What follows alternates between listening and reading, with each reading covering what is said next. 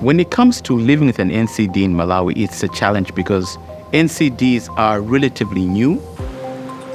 The amount of funds that are invested into the medical world are very huge in the high-income countries. A lot of money goes into production of new medications.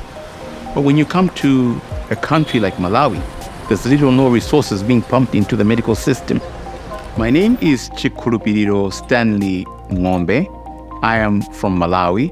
I was born in Malawi and live in Malawi. I am a cancer survivor and a person living with epilepsy.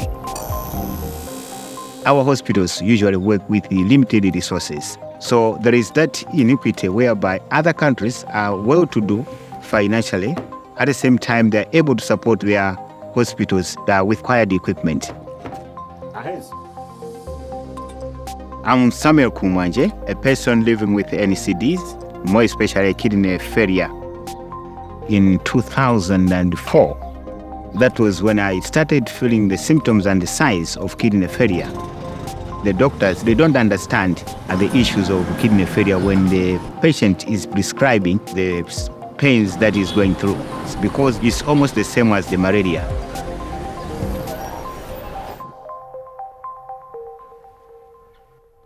My diagnosis came in 1992 before NCDs were actually even in play. So I know nothing. I was playing football and I just fell. But it felt like I just lost all the energy in my body. Being 8 years old was not the only challenge I had. It was the fact that there was no awareness about it. And in the middle of my treatment, I actually had a reaction to the medication when I was going through chemotherapy and developed epilepsy.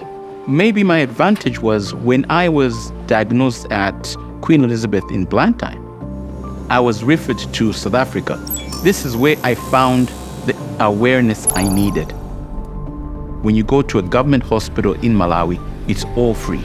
But the challenges begin when you have to come every 2 weeks and you don't have transportation. And a normal average person in Malawi will actually be receiving less than $1 a day. People may travel between 50 to 100 plus kilometers to come to the hospital. I moved away from Mangochi to make sure that I'm very close to the dialysis unit. I need to attend to dialysis sessions almost twice a week. Malawi as a country, we have very few dialysis centers. We are talking of a population of about 19 million. We have got 12 machines and is able to accommodate about 47 patients. So I'm trying to make sure that the government should take a role to increase the allocation of dialysis centers in Malawi. In Malawi, epilepsy diagnosis is like a bombshell.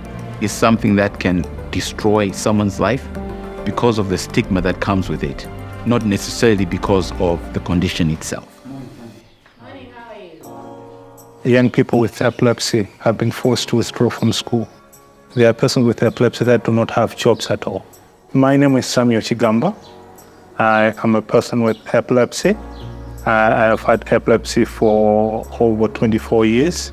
Once we get our diagnosis, we're supposed to take anti-seizure medications for the rest of our lives. So we engage government that they make sure that the anti-seizure medication are available at all time.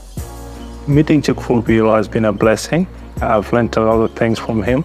I learned how to manage the board, how to manage the organization, and also I was introduced to the NCD community. Working together is better than working alone. We always believe to work with the government, so we have always taken steps to do so.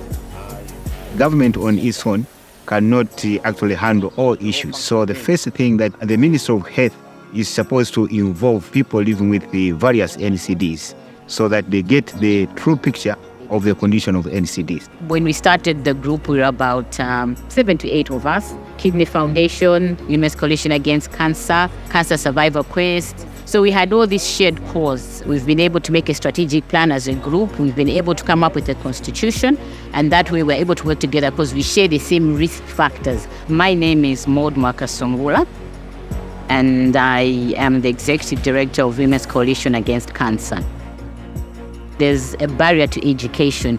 A lot of people do not have information on cervical cancer. That is one of the biggest problems. We usually go into the communities to give them education, and we make sure they are also at the same time able to get screening services. We do not educate and not screen, so it goes together.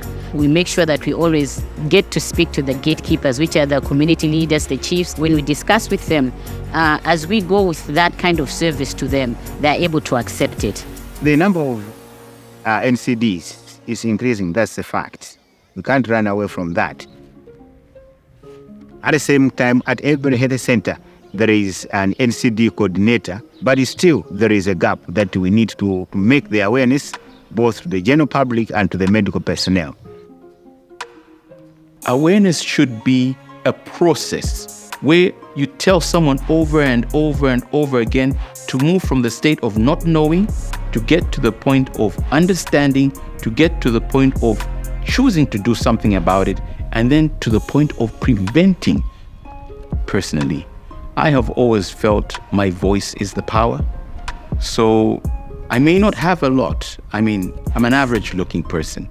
But when I open my mouth and speak, I shake the walls. And that is what I use as my power. The story of going through an NCD is actually the flame to the fire. And once the flame comes out, things happen.